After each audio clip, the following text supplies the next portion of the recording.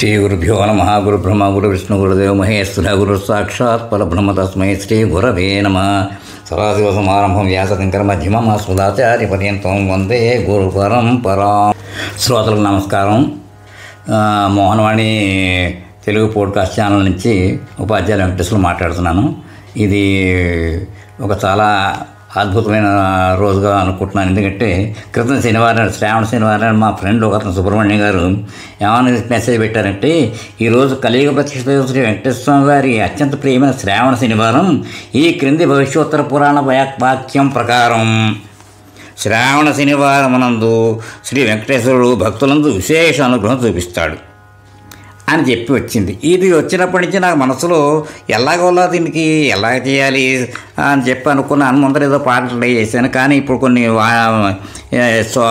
YouTube ఛానల్లో కొన్న ఆంక్షల ద్వారా ఆ పాటనికి మనం శ్రోతలకి వినిపించలేకపోతున్నాం. అది టెక్నికల్ రీజన్స్ వదిలేదు. తర్వాత మళ్ళీ నాకు నిన్న నుంచి నాకు మనసులో ఉంది, ఎలాగోలా వెంకటేశ్వర వారి కరుణ ఇంత అని చెప్పన్నారు నేను. ఎందుకంటే నా రిటైర్మెంట్ తర్వాత కూడా ఆ స్వామివారి అనుగ్రహం కరుణ, నా ఫ్రెండ్స్ ఎలాంటి వాళ్ళు అంటే చెప్పడానికి కాదు, వాళ్ళు కూడా అందరూ భగవత్ స్వరూపాలే. నాకు దుర్గానాథ్ గారు, అలాగే మన ఆయన పేరు శాస్త్రి గారు అంటారు, సిహెచ్వి శాస్త్రి గారు. ఆయన కూడా వాళ్ళిద్దరు డిపార్ట్మెంట్లో పనిచేస్తున్నారు. ఇంకాను వాళ్ళు నాకు పనిచేసిన వాళ్ళు అన్నమాట, కలిసిన అన్నవాళ్ళం. అయితే వాళ్ళ యొక్క కృషి చేత, వాళ్ళ యొక్క ప్రోద్బలం చేత నేను ఏం చేశానంటే, నాకు ఆఫ్టర్ రిటైర్మెంట్ తిరుమల తిరుపతి దేవస్థానం వారు కల్పించిన గొప్ప సౌకర్యం, ఆ సేవాభాగ్యం ఇచ్చారు మాకు. ఆ దాంట్లో శాస్త్రి గారి ద్వారా నేను ఫస్ట్ లడ్డూ సేవ కోసం వెళ్ళాం అనమాట. చాలామంది వెళ్ళాం, చాలా చక్కగా జరిగింది. దాంట్లో వాళ్ళతో అదే వెంకటేశ్వర స్వామి చేయించాడు, అంతా నయన్ గారు చేస్తుంది బాబు. నిజంగా ఆయన ద్వారా ఆ ఫ్రెండ్స్ తోటి నేను కొండలు ఎక్కేసాం.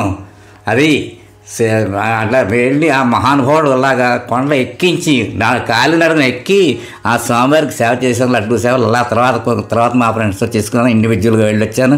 అదంతా భగవద్ అనుగ్రహం. 5 సంవత్సరాలుగా చేసుకొస్తున్నారు. చక్కటి అవకాశం ఇచ్చిన మహానుభావుడు, ఆ ఏడుకొండలవాడు, ఐకాండకోడు బ్రహ్మాండ నాయకుడు వెంకటేశ్వర వారి కలియుగ ప్రతిష్ఠ దైవం. ఈ మహానుభావుడు అందరి కోరికలు తీర్చి మహానుభావుడు. ఇంక చెప్పడానికి నాకు వర్డ్స్ ఉన్నాయి.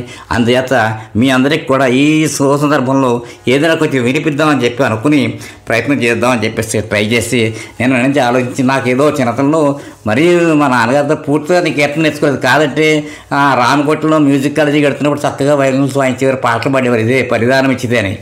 అబ్బాయి ఎంత బాగుందో అనుకున్న బిలహరి. ఆ వినడం వల్ల నేర్చుకున్న సంగీతం అన్నమాట. కొంచెం ఈ కీర్తన చాలాసార్లు విన్నాను. అందుకోసం అది కొంచెం మనసు చిన్నతనంలో వచ్చేసాను కాబట్టి ప్రాక్టీస్ కొంచెం ఉంది కాబట్టి అది ఇప్పుడు ప్రయత్నం చేసి మీ ముందర ఉంచుదామని చెప్పి ట్రై చేస్తున్నాను. అది దీన్ని రాసిన వారు ఎవరు, పరిధానం ఇచ్చితే అన్న కీర్తన ఎవరు రాశారంటే పట్నం సుబ్రహ్మణ్య గారు. ఆయన జన్మ 1845 నుంచి 31 జూలై 1902 దాకా ఉన్నారన్నమాట. ఆయన దక్షిణ భారత శాస్త్రీయ సంగీత వాగ్గేయకారకుడు. ఈయన త్యాగరాజస్వామి సాంప్రదాయాన్ని అనుసరించారు. దాదాపు 100 దాకా కీర్తనలు రాశారు. తర్వాత ఈయన శిష్యుల్లో కూడా మైసూరు వాసుదేవాచారి, పూజన రామనాథపురం శ్రీనివాసయ్య గారు, ఇలాంటి వాళ్ళు, టైగర్ వరదాచారి, వీళ్ళందరూ గొప్ప వాళ్ళందరూ కూడా శిష్యులుగా ఉండేవారు అన్నమాట ఈయనకి అన్నమాట అండి. అసలు ఆయన రాసిన కీర్తన ఇది అన్నమాట. పరిధానం ఇచ్చితే అని చాలా, దాన్ని ఒక్క నిమిషం మీకు చూపిస్తాను. దాన్ని ఏం చెప్తానంటే, అసలు కీర్తన ఎలా ఉందో చెప్దాం ఒకసారి. ఇది హరికాంబో జన్యం అనమాట, బిలహరి రాగం. సరిగా పద 2 నీళ్ళు వస్తాయి అట్లా.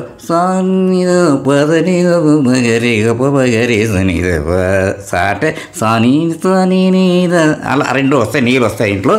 అదేనమాట అంజస్వర ప్రయోగాలతోటి. దానికి దీన్ని ఏమిటంటే హరికాంబో జన్యం చెప్పాను కదా. సరిగా పద సనిదప మగరిస అవరోహణాలు, కైసిక నిషాదం అంజస్వరం, అదనమాట చేసేది. అయితే దీంట్లో వచ్చేది ఏమిటంటే పల్లవి ఏమిటంటే, పరిధానం ఇచ్చితే పాలింతువేమో. అదంటే ఇక్కడ చూసారా, ఈయన కూడా ఎక్కడంటే తిరువయ్యారులో పుట్టారు. మహానుభావులు అందరూ తిరువయ్యారులో పుట్టారండి. ఏం చెప్పమంటారు దాంట్లోనూ. ఆ త్రిమూర్తి సంగీత త్రయం, ఈయన కూడా అక్కడే పుట్టారు. ఇప్పుడు ఈయన రాసిన కీర్తనలో సాధారణంగా ఆవేదన వెంకటేశ్వర స్వామి ముద్ర ఉందన్నమాట. ఆది వెంకటేశ అని వెంకటేశ అని చాలా ఇదిగా పెడతారు, ఆతృతగా. ఇది ఇంట్లో రాస్తున్నారు ఆయన. పరిధానం ఇచ్చితే పాలింతువేమో అని అంటే నిజంగా అంటే ఏమిటి? ఏదైనా నాయన బాబు నీకేమిటి ఇవ్వాలి, ఏదైనా ఇస్తేనే నన్ను కాపాడతావా వెంకటేశ్వర స్వామి అనుకున్నట్టు అనమాట. పాలింతువేమో అని చెప్పేసి అదే పల్లవి. తర్వాత ఏమంటారంటే అంటే పరిధానమిచ్చితే పాలింతువేమో, పరిధానమిచ్చితే పాలింతువేమో. అది కళ్ళజాపు తాళంలో ఉంది అది. తర్వాత అనుపల్లవి ఏంటంటే పరమ పురుష శ్రీపతి నాపై నీకు, పరమ పురుష శ్రీపతి నీకు కరుణ కలుగకయున కారణమేమయ్య. అది అంటే నాయన నా మీద అంత కరుణ లేదేంటి నాయన, అంటే నా మీద దయ లేదా, జాలి లేదా బాబు నాయన? ఏమని చెప్తున్నారు మాట? పరమపురుష శ్రీపతి నాపై, నా మీద నీకు జాలి లేదా బాబు అని అడుగుతూ అందులో అనుపల్లవి. ఇంకా చరణం వచ్చి ఏమంటారంటే రొక్కమే చుటకునే మూకంటి చెలికాను. అంటే నాయన నీకు డబ్బులు ఏదైనా దానం ఏదైనా ఇద్దామంటే నేనైనా కుబేరుడు అంటే ముక్కటి చెలి అంటే ఎవడు? ముక్కటి శివుడు చెలికాడు ఎవడు? మిత్రుడు ఎవడు? కుబేరుడు. ఆయన అయితే ఇస్తాడు, నేను ఎక్కడ ఇవ్వగలుగుతాను ఆయన స్వామి అని చెప్పి అదొక చరణంలో ఒకటి. రెండో భాగం ఇంకోటి ఏమిటని చెప్తారు. చక్కని చెలినొసగా జనకరాజునుగాను. ఆయన మహాందగత్త అయినటువంటి ఆ మహాలక్ష్మీదేవిది ఆయన శ్రీపతి ఆయన అక్కడ ఇచ్చినప్పుడు అలాంటి అమ్మవారిని నీకు ఇవ్వడానికి అంటే నిజంగా అక్కడ అయినా కానీ కూడా చెప్తున్నాడు, నేను అలా అంత గొప్ప జనక మహారాజుని కాదు ఆయన తండ్రి అని చెప్పి. మూడో దాంట్లో అంటే నీకేలి సైన్యమేయ మర్కటే చూడగాను. అప్పుడు అంటే నాయన చాలా సైన్యాన్ని ఎవరిచ్చారు? సుగ్రీవుడు ఇచ్చారు రామావతారంలో. అలాంటి నేను సుగ్రీవుడా తండ్రి, నేను ఇవ్వగలుగుతాను నీకు నేను అంటే ఎంతగా అడుగుతున్నాడు చూడండి పాపం అని. కటికమడుగగు ఆది వెంకటేశ నీకు అంటే నాయన ఆ కటికము ఎట్లు కలుగు నాయన? ఇంత దయలైన వాడు ఎలా అయిపోయావు నా విషయంలో నాయన తండ్రి? నాకు కనీసం పరిధానమిచ్చితే పాలింతువేమో. ప్రతి వాళ్ళకి ఈ ఆవేదన ఉంటుంది భక్తులకి. ఏమిటినైనా ఏమివ్వమంటావు, ఏమి ఇచ్చేయమంటావు, నాకు ఇచ్చే కెపాసిటీ ఎలా ఉందా అని అనుకుంటూ బాధపడుతూ ఉండి అతను ఇది చెప్పుకుంటూ చెప్పాడు, నాయన ఎలాగైనా ఇస్తావా ఎట్టి సంగతిని. ఎన్నో కీర్తనలు వెంకటేశ్వర స్వామి మీద రాశారు, అపరాధములు కూడా లతాగి రాగలు రాశారు, అది ప్రాక్టీస్ చేసేవాడిని ఇదివరకు. అంటే ఈ మహానుభావులు రాసింది ఇలాంటివి వింటూ ఉంటే తెలుసుకుంటూ ఉంటే ఎంత బాగా ఉంది. బిలహరి రాగం కూడా చాలా గొప్ప మంచి రాగం అది నిజంగా చెప్పాలంటే. అది పొద్దుట ఉదయం 9 గంటల లోపల పాడమంటారు సాధారణంగా. కానీ ఏదైనా ఒక రకమైన ఆహ్లాదకరంగా చక్కగా ఆనందంగా ఉండి మనుషులకు ఉత్తేజపరిచేట్టుగా కూడా ఉంటుంది ఈ రాగం. అంత బాగా ఉంటుంది. నా దృష్టిలో ఎంతో చాలా మంచిది అనమాట ఇది. మీరు తప్పులు ఉన్నప్పుడు కూడా ఏదో క్షమించండి, ఎందుకంటే ఇప్పుడు ప్రాక్టీస్ లేదు కాబట్టి చాలామంది అంటారు ఏంటి సార్ మీరు బాగా వాయిస్తారు పైగా తప్పులు క్షమించబట్టారంటే అంటారు. కానీ తప్పు, ఎందుకంటే నాకంటే మహానుభావులు చిన్నపిల్లలు కూడా బ్రహ్మాండంగా వాయిస్తున్న వాళ్ళు ఉన్నారు, పాడుతున్న వాళ్ళు ఉన్నారు, సంగీత విద్వాంసులు ఉన్నారు, వాళ్ళందరూ కూడా వాళ్ళు గొప్పవాళ్ళు, వాళ్ళందరికీ అదే ఉన్నారు. వాళ్ళు ప్రొఫెషనల్గా బాగా పాడుతున్న వాళ్ళు ఉన్నారు. నాకు టచ్లో లేను, ఇదివరకు నేర్చుకున్నాను, కానీ అప్పుడు చెప్తే ఇప్పుడు లాభం లేదు కదా. అలా వాయించానంటే అది వేరే అయినా కానీ నాకు గర్వ పనికిరాదు. అంచేత సవినయంగా అందరికీ మనం చేసుకునేది ఒకటే, తప్పులు ఎంచకండి. ఏదో దేవుడు కేవలం ఇదంతా విన్న వాళ్ళందరికీ చక్కగా సకల శ్రేయస్సులు ఆ వెంకటేశ్వర కల్పించాలని కోరుకుంటూ మరొక్కసారి మీ అందరికీ భగవద్ అనుగ్రహం కావాలని కోరుకుంటూ మీ శ్రేయోభిలాషి శ్రీ గురుభ్యో నమః. బిలహరి రాగం తర్వాత పరిధానమిచ్చితే అని పట్నం సుబ్రహ్మణ్య గారి కీర్తన వాయిద్యం. ఇది వెంకటేశ్వర స్వామి గారి యొక్క అంటే ఆయన భక్తుడైన ఆది వెంకటేశ ఇలాంటి ముకుటం ఉంటుందంటే ఆయన ఆఖరిలో ముద్ర అన్నమాట అది ఆయనది. ఆయన అది ఇప్పుడు ఎందుకంటే శ్రావణ మాసం శనివారం నాడు ఇది వింటే అంటే వెంకటేశ్వర స్వామి గారి ఇది తలుచుకుంటేనే చాలా మహాపుణ్యప్రదం అంటారు. శ్రవణ మాసం పవిత్రమైనది కాబట్టి ఈ పాట సంగీతం కీర్తన వాయిద్యం అని చెప్పి అనుకుంటున్నాను. చాలా కాలం అయింది. ఏది ఉన్నా కానీ కూడా ఎలాగోలా నాకు వచ్చినంత వరకు వాయిస్తాను. శ్రోతలు విని ఈ ఛానల్ వారిని కూడా అంటే మోనవాణి ఛానల్ వారిని కూడా ఎంకరేజ్ చేయమని చెప్పేసి లైక్ చేసి కామెంట్ చేసి అంతా చేసి అని చేయండి. నాకు వాళ్ళకి ప్రోత్సాహం ఇవ్వండి. నాకు కూడా కాస్త ఏదో పెద్దవాడిని కాబట్టి ఎలా వస్తుంది అలా వాయిస్తాను. సంతోషించండి. స్వస్తి.